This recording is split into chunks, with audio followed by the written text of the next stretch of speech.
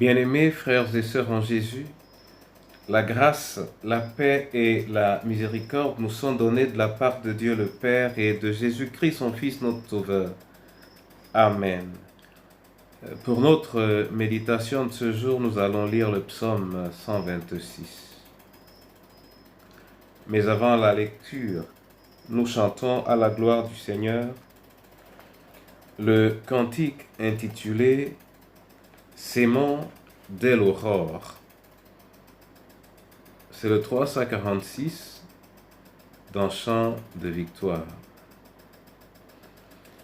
S'aimant dès l'aurore, s'aimant dès l'aurore, quand le soleil luit, quand le soleil luit. Et semons encore, lorsque vient la nuit, Dieu peut faire éclore la fleur et le fruit. Bon courage, amis, bon courage, amis, nous irons joyeux cueillir les épis.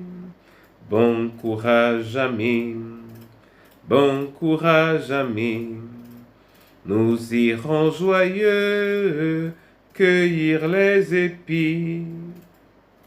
S'aimons pour le Maître, s'aimons pour le Maître, parlons du Sauveur, parlons du Sauveur. S'aimons car peut-être un pauvre pécheur par nous pourra naître au seul vrai bonheur. Bon courage, amis, bon courage, amis, nous irons joyeux cueillir les épis. Bon courage, amis, bon courage, amis, nous irons joyeux cueillir les épis. La tâche est immense, la tâche est immense, et dur le terrain, et dur le terrain. Mais bonne espérance, nul travail n'est vain, de Dieu la puissance fait germer le grain. Bon courage, amis, bon courage, amis, nous irons joyeux cueillir les épis. Bon courage, amis, bon courage, amis, nous irons joyeux cueillir les épis. Alléluia. Psaume 126. Quand l'Éternel ramena les captifs de Sion, nous étions comme ceux qui font un rêve. Alors notre bouche était remplie de cris de joie et notre langue de chants d'allégresse. Alors on disait parmi les nations, l'Éternel a fait pour eux de grandes choses. L'Éternel a fait pour nous de grandes choses.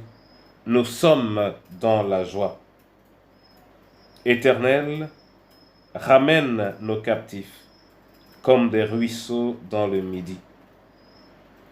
Ceux qui sèment avec larmes moissonneront avec chant d'allégresse. Celui qui marche en pleurant quand il porte la semence revient avec allégresse quand il porte ses gerbes. Amen. Bien-aimés frères et sœurs en Jésus,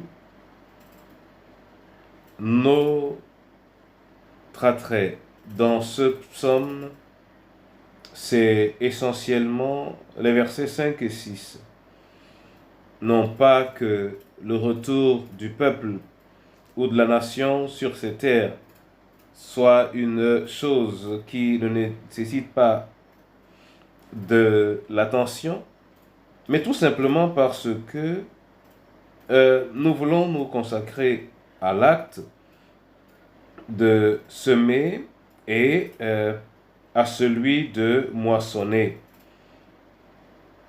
Car aujourd'hui, nous voulons insister sur cela. Travailler est un devoir pour tout homme. Tout le long de la Bible, le Seigneur nous y encourage et tout porte à croire qu'il nous a créés afin que nous puissions travailler pour le simple fait qu'il nous demande de nommer les différentes créatures sur la terre et d'orienter, de guider, de gérer essentiellement sa création. Tout ceci nous montre que le Seigneur nous demande de travailler, il attend de nous que nous travaillons.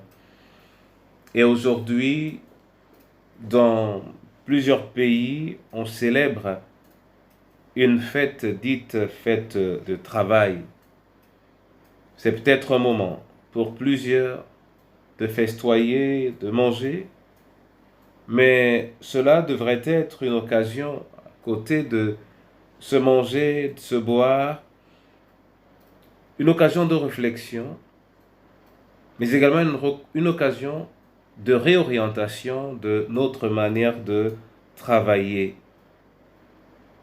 Car en effet, cette fête n'aurait de sens de manière définitive que si à travers elle, nous pouvons répondre à un certain nombre de questions que nous nous posons par rapport à notre travail et à son rendement.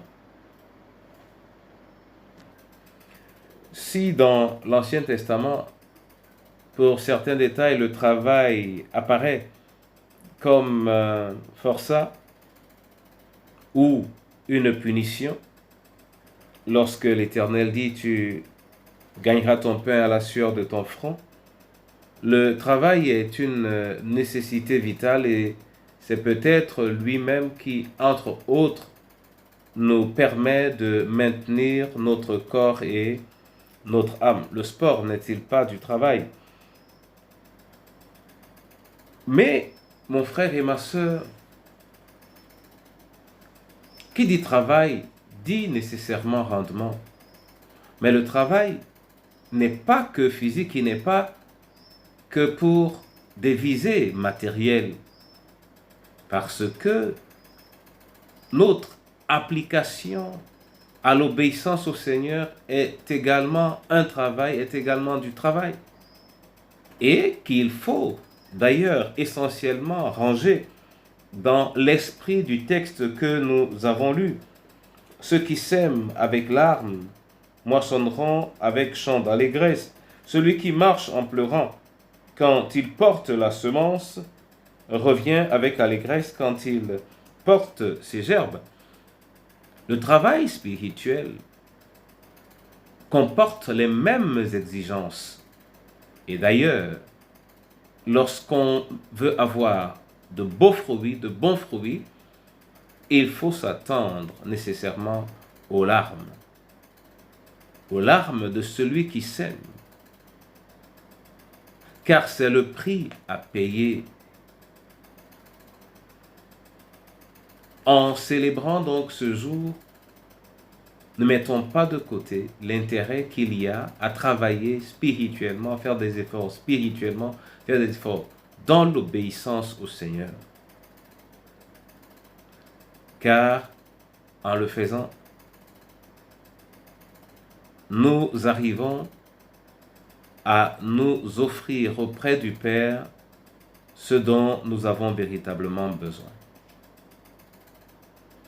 Mais célébrer cette fête ce jour doit également nous ramener les uns et les autres à apprendre à travailler dans l'intégrité. Travailler dans l'intégrité. Aux yeux de Dieu, la fête du travail n'aurait un sens convenable que si, à travers elle, nous multiplions nos efforts pour notre rendement et pour lui être agréable, et si, dans nos efforts, nous demeurons dans l'intégrité.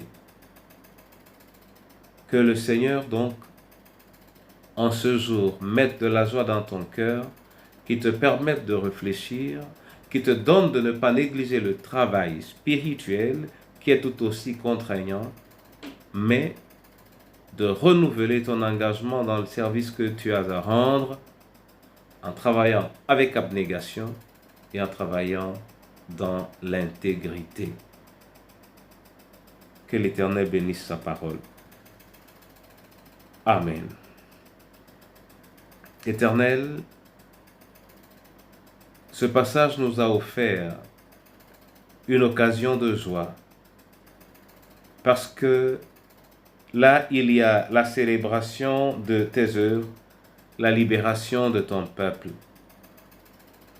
Que cette liberté, Seigneur, soit l'apanage de tout travailleur, mais qu'elle soit également l'apanage de tout chrétien, afin qu'à travers ce rendez-vous, le chrétien puisse davantage s'attacher à Christ et se libérer des hommes, et que l'ouvrier reconnaisse dans la mission qui est sienne, qui travaille pour ta gloire. Viens, Seigneur, dans ta magnificence, ramener vers toi chaque ouvrier, afin qu'il reconnaisse qu'il travaille selon l'ordre que tu as donné et que c'est toi qui assures la moisson. Donne-nous, Seigneur, de vivre dans la liberté des enfants de Dieu, à tous égards, au nom de Jésus-Christ. Entre tes mains, je remets les veuves et les orphelins. Entre tes mains, Seigneur, je les remets afin que tu les fortifies et que tu les maintiennes dans le cap des tâches essentielles de leur mission. Entre tes mains, nos différentes familles. Entre tes mains, ton Église. Oui, un aussi vaste champ qui a besoin de tant de mains et qui semble très souvent abandonné. Viens et manifeste ta gloire. Et surtout, par ton soutien, que tes enfants apprennent à travailler selon ton ordre et tes recommandations, selon ta volonté à toi.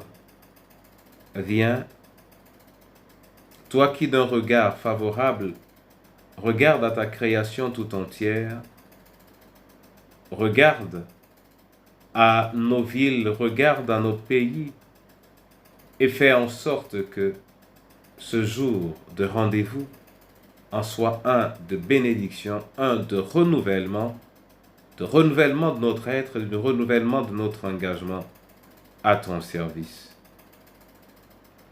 Je vais te prier pour les différentes autorités, les différents chefs, les différents patrons, afin qu'ils sachent qu'ils sont patrons dans ton œuvre et qu'ils sont patrons dans le but d'accompagner et de convenablement gérer le personnel qu'ils ont sous leur responsabilité. Je te prie par ailleurs d'accroître en nos cœurs un intérêt réel, de nous activer sur le plan spirituel, dans l'apprentissage de ta parole et dans l'obéissance à celle-ci, au nom précieux de Jésus-Christ. Notre Père qui es aux cieux, que ton nom soit sanctifié, que ton règne vienne, que ta volonté soit faite sur la terre comme au ciel. Donne-nous aujourd'hui notre pain de ce jour, pardonne nos offenses, comme nous pardonnons aussi à ceux qui nous ont offensés. Et ne nous soumets pas à la tentation, mais délivre-nous du mal, car c'est à toi qu'appartiennent le règne, la puissance et la gloire, pour les siècles des siècles. Amen. Que l'Éternel lui-même ouvre au-dessus de vous les écluses des cieux et qu'il manifeste ses grâces maintenant et à jamais. Au nom du Père, du Fils et du Saint-Esprit. Amen.